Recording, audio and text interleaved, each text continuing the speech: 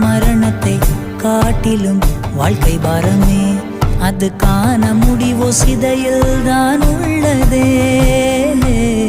பிறப்பிலே இறப்பின் வாசல் உள்ளதே, திறவை தான் எண்ணி மனமும்